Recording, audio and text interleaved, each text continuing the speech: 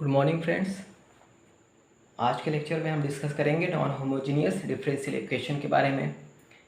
Non homogeneous differential equation में हमने बताया था कि नॉन होमोजीनियस जब भी आएगा उसमें हमें क्या है, पर्टिकुलर इंटीग्रल हमें फाइंड करना पड़ेगा, कॉम्प्लीमेंट्री फंक्शन भी फाइंड करना है और पर्टिकुलर इंटीग्रल भी फाइंड करना है।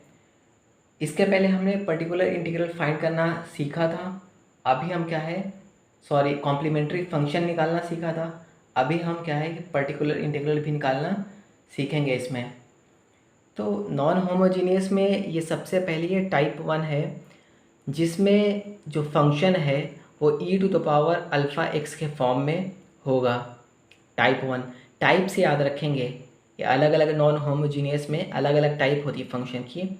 e⁴x अगर इस टाइप का फॉर्म आएगा फंक्शन का तो क्या करेंगे, हम रिप्लेस करेंगे d को अल्फ़ा से इन फंक्शन ऑफ d में।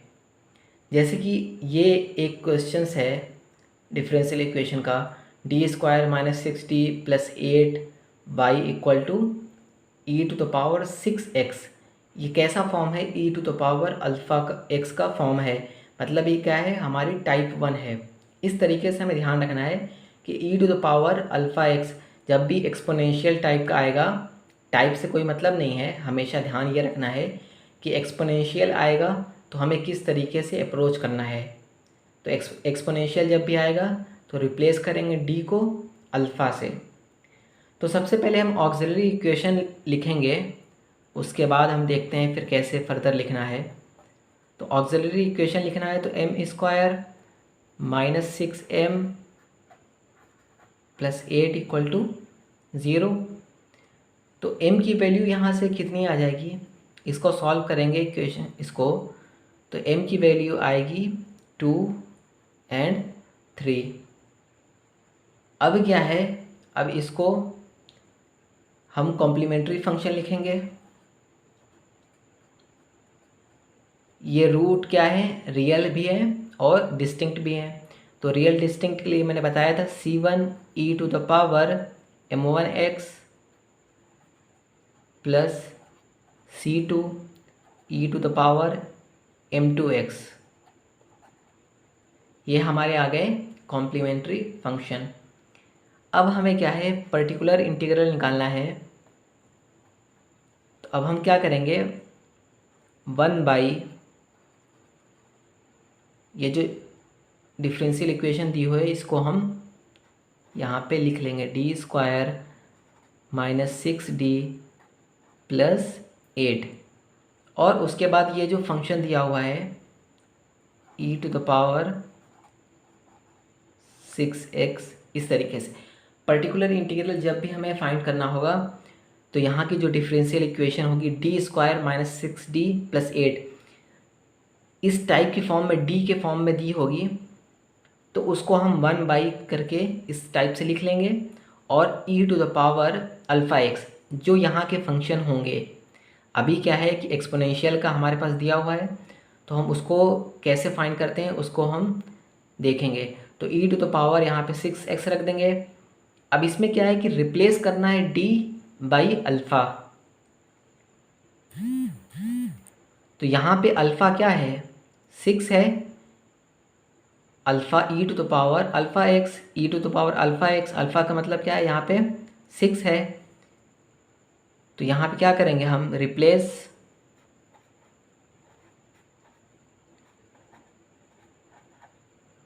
d/6,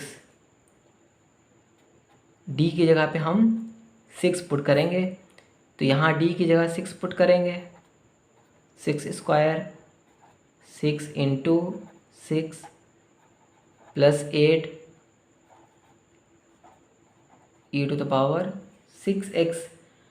तो यहाँ से क्या आ जाएगा, 6² 36, ओके। और यहाँ पे क्या आ जाएगा, 36 कैंसिल आउट, सिर्फ डिनोमिनेटर में क्या बचेगा, 8 बचेगा। यहाँ पे पर्टिकुलर इंटीग्रल क्या हो जाएगा, e⁻6x/8।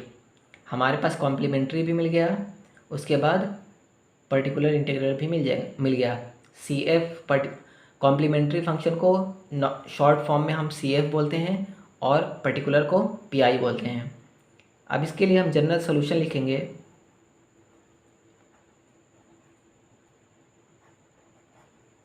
General solution y equal to C F plus P I होता है, C F plus P I. ये हमारा नॉन होमोजीनियस था इसलिए यहाँ पी आई आ रहा है, अदरवाइज़ अगर होमोजीनियस होता तो पी आई यहाँ पे 0 हो जाता, सिर्फ सी एफ मिलता। सी एफ हमारे पास कितना है,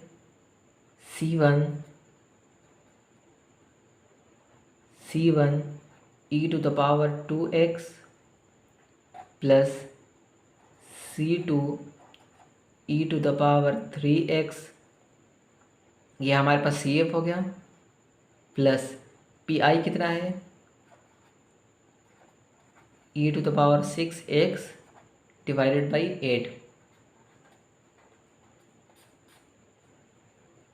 ये हमारे क्या हो जाएंगे, फाइनल आंसर। तो हमेशा ध्यान रखने हैं जब भी एक्सपोनेंशियल का टर्म आएगा नॉन होमोजीनियस में ये फंक्शन के लिए, तो सबसे पहले हम कॉम्प्लीमेंट्री फंक्शन निकालेंगे। उसके बाद पर्टिकुलर इंटीग्रल को फाइंड करने के लिए ये जो डिफरेंशियल इक्वेशन डी के फॉर्म में दी होगी 1 करके लिखेंगे और ये जो फंक्शन होगा यहाँ मल्टीप्लाई करेंगे। ये हमारा एक्स का जो कोफिशिएंट होता है वो हमारा अल्फ़ा होता है, तो रिप्लेस करेंगे डी को अल्फ़ा से, मतलब यहाँ जो भी दिया होगा अल्फ़ा की वैल्यू 2, 3, 4, 5, 6, 10, 8 कुछ भी होगा, तो डी को रिप्लेस करेंगे अल्फ़ा से, अल्फ़ा की वैल्यू पुट करेंगे। उसके बाद जो भी वैल्यू आएगी वो हमारी पर्टिकुलर इंटीग्रल की होगी और उसके बाद फिर हम जनरल सोल्यूशन लिखेंगे C F plus P I. Clear है इतना? अब हम नेक्स्ट लेक्चर में देखेंगे, यहाँ पे हमने जो ऑक्सिलरी इक्वेशन फाइंड की है उसके रूट्स वो हमारे क्या आ रहे हैं, रियल आ रहे हैं और डिस्टिंक्ट आ रहे हैं। अब हम नेक्स्ट जो क्वेश्चंस इसके बाद वाले लेक्चर में करेंगे उसमें क्या होगा कि ऑक्सिलरी इक्वेशन के जो रूट्स आएंगे वो रियल भी होंगे और इक्वल भी होंगे, तो उसके लिए किस तरीके से हम सी एफ पी आई निकालते हैं वो हम नेक्स्ट लेक्चर में डिस्कस करेंगे। आज के लेक्चर के लिए इतना ही है। Thank you.